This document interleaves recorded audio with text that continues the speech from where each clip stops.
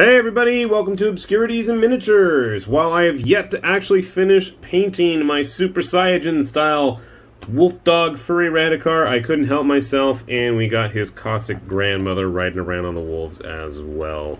And this is Belladamma Volga, first of the Vikros. Interesting model though. I really dig this. It's something different. She doesn't look as over the top Age of Sigmar as some of the other models in the line. Just, I dig the wolves. And her very Slavic Eastern European look. Alright, what do we got in here? Huh, there's no little plastic clamshell. That's surprising. Alright, oh, the base is hidden inside of there. Primera de los Vikros. Poco se sabe de la misteriosa primera de los Vikros. Cuando ella y sus mandas lupinas cazan el enemigo cae vencido por una tormenta de garras salvajes y colmillos con sus campeones horriblemente transfigurados por la cruel y antigua matriarca. Interesting. I could actually understand that. At least my reading is decent. My accent is probably terrible. I'm not going to look at the French one. I'm trying to figure out the colors on that wolf. I like that light gray for the fur.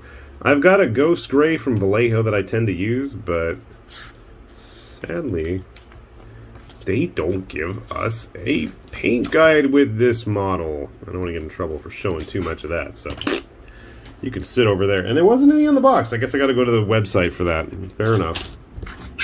Alright, that looks like a 60. Maybe bigger? I think he's on a 60. Or is that a 50? I don't know. That's a big base. That's bigger than a Conquest Ogre. Hopefully she does a good job of filling it. So it looks like we have, that is a big wolf. I'm not sure if that is the wolf that Belladamma Volga is going to be riding on or not. Here you can see the stone with etchings all over it. I don't know if I'll paint those in or not. That she's going to be sitting on, perched with her wolf. And then we have the tree branch right here with its metal bands keeping it together. It's an interesting touch. And here we have the other wolf. I'm going to guess this one seems quite large. At least this chunk right here, these two chunks.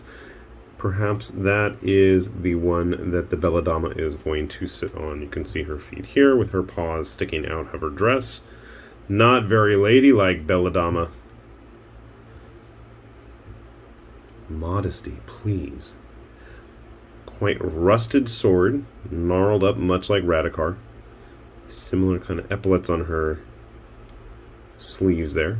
Like I said, very Slavic and Eastern European looking. Feathers for the top of her hat.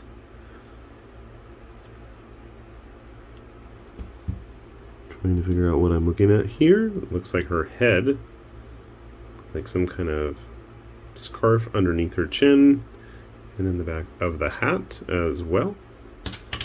Fair enough. Well, I don't see tons of teeny tiny parts, and I'm not having to glue the, dribbles of blood dripping down from a teeny tiny goblet into another teeny tiny goblet like I did with Radukar and his little vampire buddy. So that's a big plus already, right off the bat. Give me a moment, we will get her put together, and maybe while I'm taking my sweet time building her, maybe I'll actually be able to get a hold of a Crimson Court, finally. I doubt it, but a man can hope. Sit tight. Alright, we got Belladamma Volga. Well, mostly put together. We got her base put together at least. You'll notice there's no wolves there anywhere. That's because, thankfully, you don't have to actually put them on that base.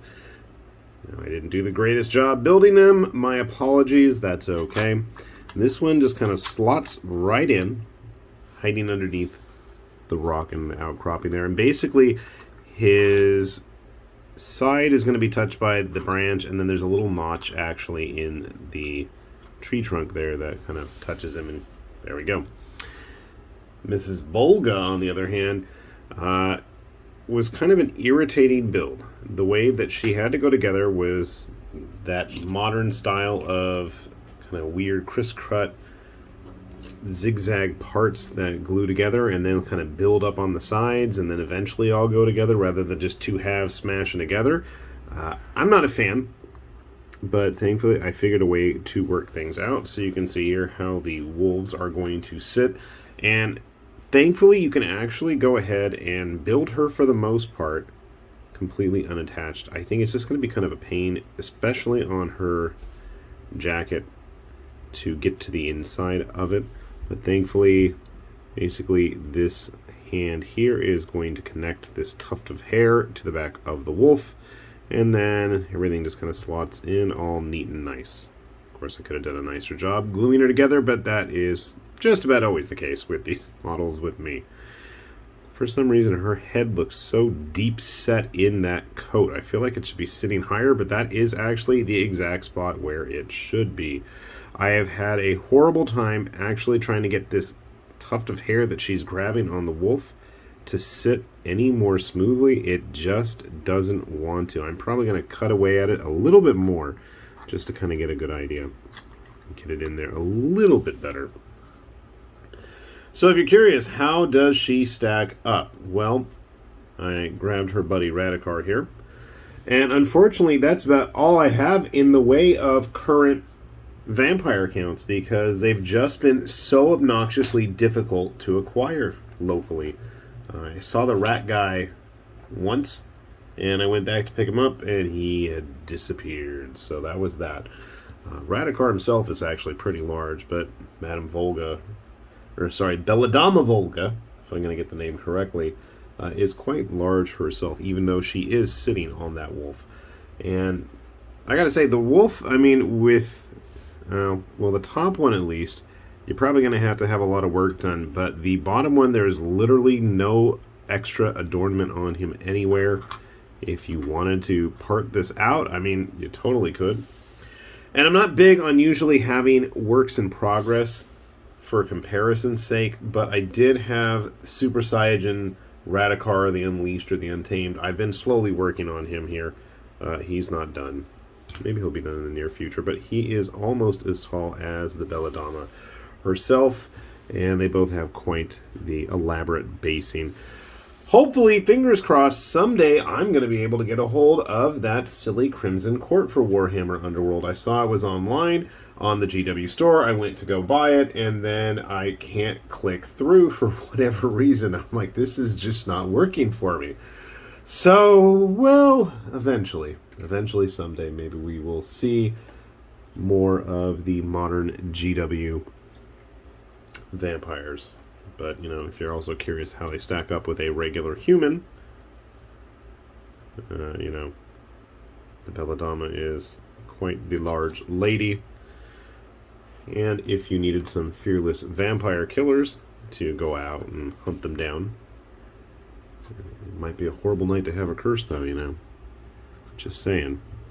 So you can see they are pretty impressively sized models. I feel like at least the Belladamma earned her price a bit more than Radukar Unleashed, but then again, Radukar does have his extra little whelps that look like ghouls with no clothes on the base. Sadly, I really would like to get some more of their undead minions, but since the Cursed City never showed up even locally ever, still, that just didn't happen. But, you know, maybe we'll see some more of those kits get released. I really wanted the big Cossack zombie dudes. I thought those looked really cool. But, yeah, well, we'll keep prowling, and hopefully we'll come across a set. But I gotta say, other than the weird design of having to build her top torso, you know, incrementally, I'm not a fan of that. Everything else seemed to go together pretty decently. So, no complaints there. I would just be careful also when mounting the scenic part of her base to make sure you have enough space for that wolf, because that could be problematic. But they are a nice looking set of models. Hopefully we will get their friends in the near future as well, like I said. And speaking of things I said, with that said, this has been High Lord Tamberlane with Obscurities in miniature, saying thanks for watching, and we will see you back here soon. Bye-bye.